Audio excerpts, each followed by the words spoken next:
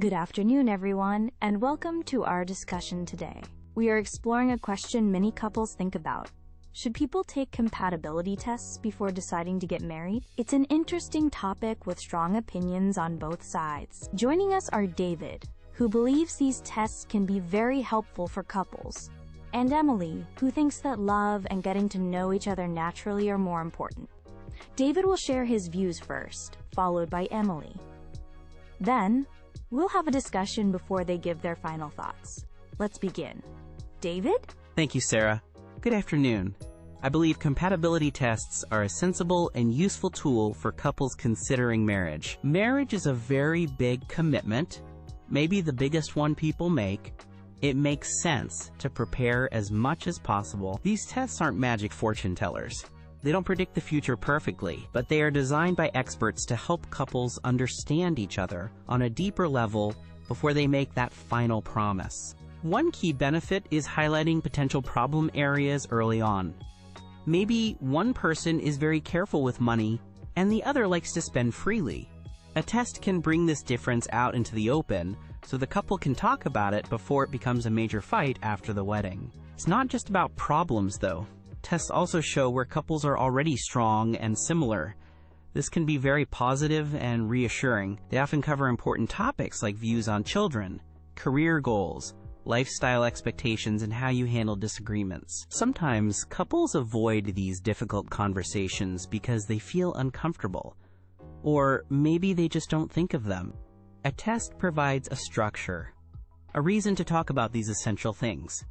It encourages open communication, which is vital for any marriage. Think about buying a house. You get an inspection to check the structure, the plumbing, the electricity before you buy. You want to know what you are getting into. A compatibility test is similar. It's like an inspection for the relationship foundation. It's a practical step to build a stronger future together, based on understanding, not just hope. Good afternoon, Sarah, David. While I understand David's point about preparation, I feel quite differently about these tests. For me, marriage is built on love, trust, commitment, and the willingness to grow together through life's challenges. I worry that relying on a test score reduces something deeply personal and emotional to a simple checklist or a number. Can a set of questions truly capture the connection between two people, the way they support each other, or the shared history they are building? I don't think so. My main concern is that these tests can actually create problems or doubts that weren't there before. Imagine a couple is happy, but a test says they are, quote, incompatible in some area. That result could plant a seed of worry and insecurity. It might make them question their feelings or focus on small differences that wouldn't have mattered otherwise. It can add unnecessary stress.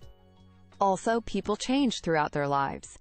Who you are today might not be exactly who you are in 5 or 10 years. A test only shows a picture of a relationship at one specific moment. It doesn't account for growth, adaptation, or how a couple learns to navigate differences together over time. Isn't the process of discovering these things together, talking through disagreements naturally, and learning about each other through shared experiences, the real way to build compatibility? It feels more organic and real than answering multiple choice questions.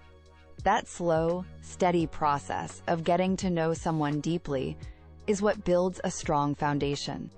Relying on a test feels a bit like outsourcing the most important part of building a relationship, the actual connection and understanding you develop face-to-face. Thank you both for those clear opening statements. Let's dive into some specifics. David, you mentioned tests highlight potential problems, but Emily raises a good point about accuracy. How reliable are these tests, really? And are all tests the same? That's a fair question. Of course, not all tests are created equal. Some online quizzes are just for fun. But many tests used by relationship counselors or premarital programs are based on psychological research. They look at personality traits, communication styles, values, and expectations. For example, a test might explore how each person prefers to handle conflict. Do they avoid it, or face it directly? Knowing this helps couples prepare. Or it might look at core values, like the importance of religion, family traditions, or financial security. Differences here can cause major issues if not discussed. The goal isn't a perfect score, but to identify areas for discussion. The test is a starting point for conversation, guided by the results. Even if they are based on research, I still question if they can truly predict long-term happiness. Life is unpredictable. Unexpected things happen. Job loss, illness, family issues. How a couple handles those real-life situations shows their true compatibility, not how they answered a question months or years earlier. And what about the cost? Some professional tests and counseling sessions can be expensive. Does that mean only wealthy couples get this advantage? It doesn't seem fair. Good communication shouldn't depend on paying for a test. Plus, the stress. Planning a wedding is already stressful. Adding a test that might give you bad news could just make things worse. I agree, life throws curveballs, Emily. But understanding your partner's basic personality and values helps you know how you might face those challenges together. If you know your partner needs quiet time after stress, or prefers practical solutions over emotional support, you can navigate difficult times better. The test can reveal these tendencies. Regarding cost, yes, some professional options cost money, but many resources are low cost or even free, like materials from religious groups or nonprofits offering premarital support. And I see it differently. I think not discussing potential issues causes more stress down the line. Facing them early, with the help of a test, can actually reduce future conflict and pain. It prevents surprises. Perhaps some resources are cheaper, but the core issue remains. Can a test prevent divorce? I doubt it. Divorce rates are complex. People split for many reasons that a test might not even touch upon, like growing apart or unforeseen circumstances. Focusing too much on test results might give couples a false sense of security if the results are good, or unnecessary anxiety if they show differences. Real relationship security comes from building trust and resilience together day by day, not from a report. This brings us to the emotional side. Emily, you mentioned earlier that tests might feel cold or reduce romance. Could you expand on that? David, how do you respond to the idea that using a test might show a lack of faith or trust in the relationship itself? Yes, exactly. Deciding to marry someone is, for many, a leap of faith based on love and deep feeling. Bringing in a test feels calculated, like you need external validation because your own feelings or judgment aren't enough. It can subtly change the dynamic. Instead of just enjoying getting to know each other, you're analyzing compatibility based on categories. Where's the magic in that? True intimacy comes from vulnerability and shared experiences, not from comparing scores on a financial management compatibility scale. It might make one partner feel judged or analyzed, which could damage the trust and openness you need in a marriage. It feels less like a partnership and more like an evaluation. I understand the concern about romance, Emily, but I disagree that it shows a lack of faith. For me, it shows a deep level of care and responsibility. You care enough about the relationship's future to want to understand it fully and address potential issues proactively. That's a sign of commitment, not doubt. Facing differences discovered through a test doesn't have to be cold. It can lead to incredibly meaningful and intimate conversations. Learning why your partner feels strongly about something, even if it's different from you, builds empathy and deeper connection. That's very romantic in my view.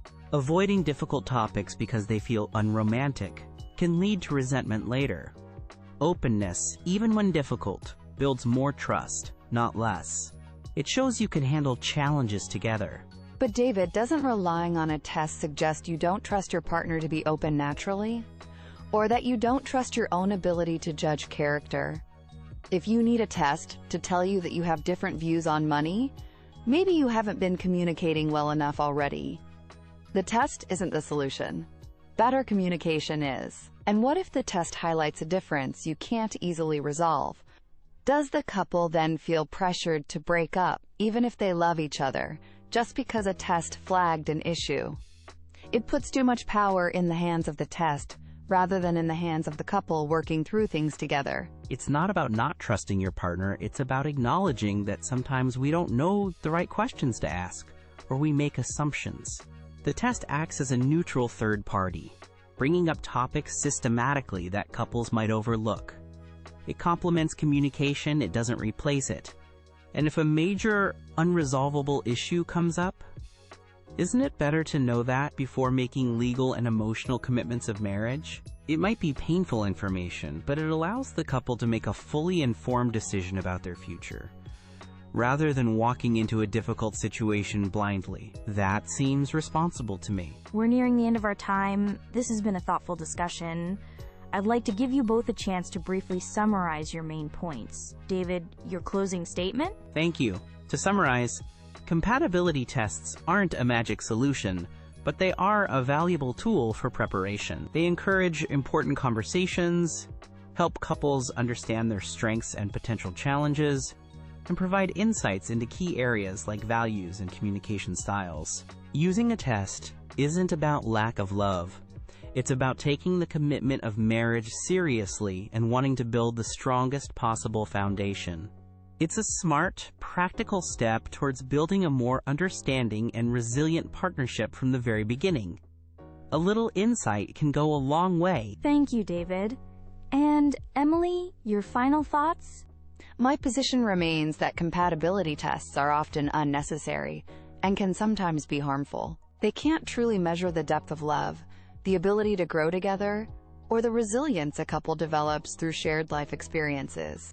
These tests risk creating anxiety, undermining trust, and reducing the beautiful, complex journey of building a life together to a set of scores. True compatibility isn't found in a report. It's actively built through communication, compromise, commitment, and facing life's challenges side by side, day after day. Thank you, David, and thank you, Emily, for sharing your different perspectives on this sensitive topic today. We've heard arguments for using tests as practical tools for understanding and preparation, and counter-arguments emphasizing love, trust, and the limits of what a test can measure. Ultimately, the decision of whether or not to use such tests is a personal one for each couple.